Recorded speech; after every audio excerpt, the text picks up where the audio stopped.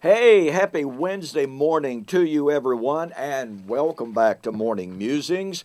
Hope you had an absolutely fantastic Christmas. My wife and I got to visit with my son and his fiance. Got to eat Christmas dinner or lunch with them, and just a great time of visiting and what have you. Don't get to do that very often. And I'm sure that you also had time with your family. Hope so anyway. And I hope it was a great time. Hope Santa was good to you. Hey, look here. Santa was good to me. I love sweaters and always enjoy getting a good one. Well, here we are back in our study of 1 Corinthians chapter 15, the resurrection. And remember that we're focused on what Paul said in 1 Corinthians chapter 15, 56, where Paul said that the resurrection would be sent when sin, the sting of death, would be removed. As I have shared with you repeatedly now, are you ready?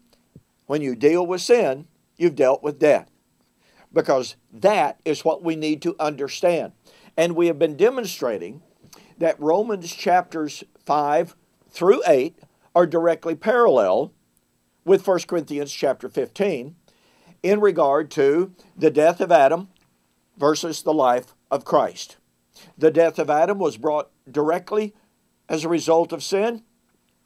The life of Christ is brought directly by the righteousness of Christ. These are absolutely critical elements. And we've been going through, we finished up on Romans chapter 7.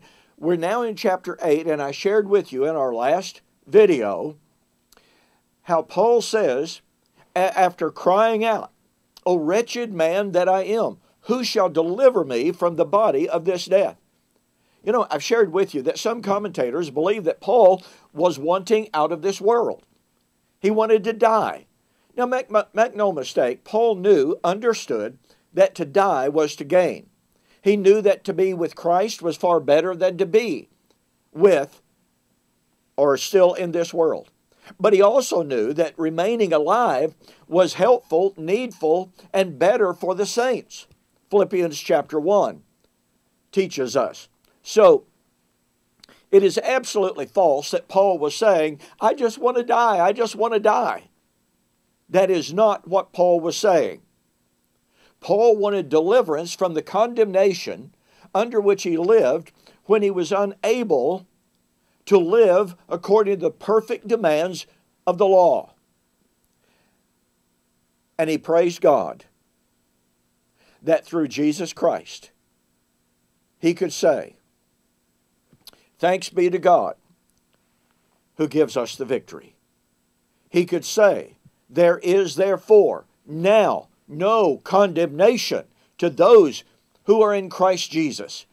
Now, in the good old King James and some other translations, Romans chapter 8, verse 1, there is therefore now no condemnation to those who are in Christ Jesus, who do not walk after the flesh, but after the Spirit. Well, that last part, the second half of Romans 8:1, is not in the Greek text. It is in verse 4, okay? So it's certainly justified to say that, although from a purely textual perspective, it's not there.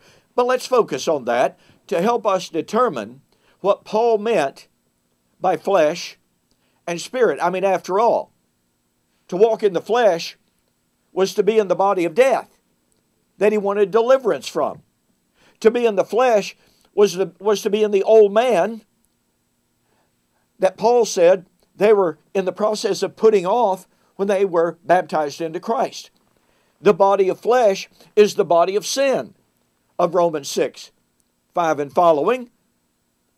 That when they were baptized into Christ, they did so in order that, that's in a subjunctive mode, which means in a future tense, in order that the body of sin might be destroyed. In other words, it's another way of saying they had been baptized into Christ in order to put away the body of flesh. Now, they had not been baptized into Christ to put away the biological flesh. Let me share a passage with you. This passage struck me years ago, especially after I looked at the Greek of it. I was I was just absolutely floored when I realized what it actually says. Now this is Colossians chapter 2, verse 11. Pardon me, in whom also you were circumcised with the circumcision made without hands. Now I'm going to read the King James, all right, to continue. In putting off the body of the sins of the flesh. Now, even that is a challenging statement to our views of flesh. But it detracts from the force of what Paul said. Paul did not say here, putting off the body of the sins of the flesh. He said, in the clearest terms, putting off the body of the flesh. Well, now wait a minute. As I just said,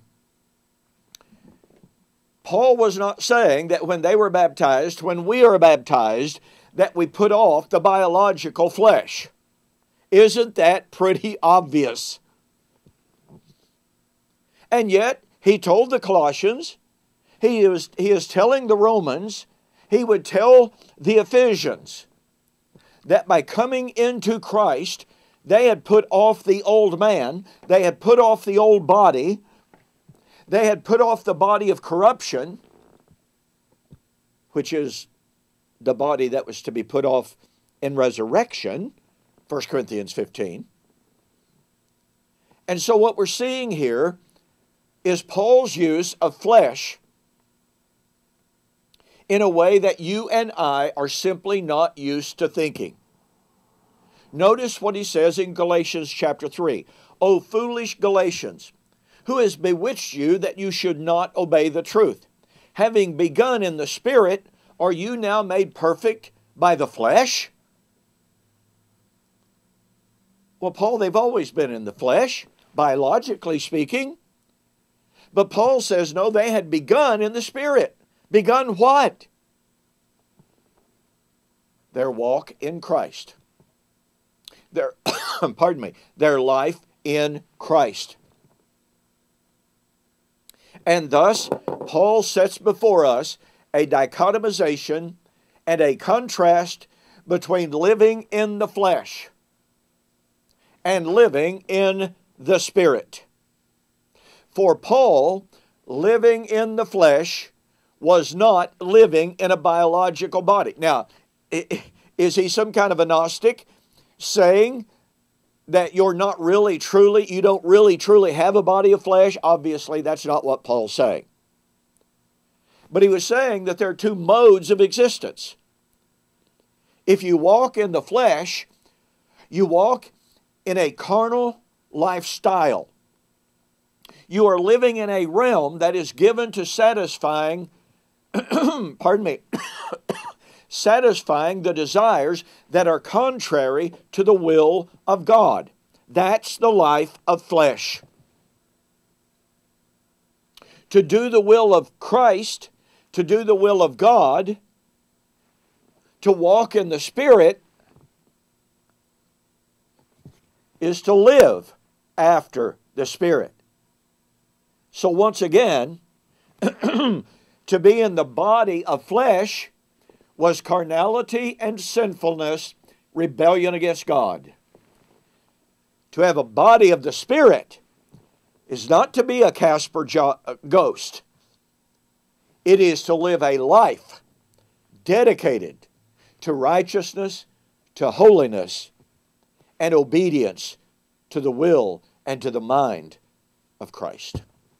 These are wonderful thoughts, and so tremendously challenging to the normal view of resurrection.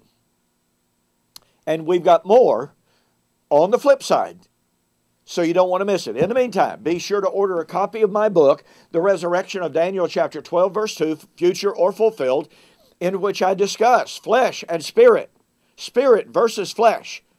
You'll be absolutely amazed at the New Testament teaching on this. Go to my website, donkpreston.com, BibleProphecy.com, order a copy of the book, send me a note saying you saw the offer on YouTube or Facebook, and I'll refund your shipping, and that will save you $5. Okay, we will see you on the flip side.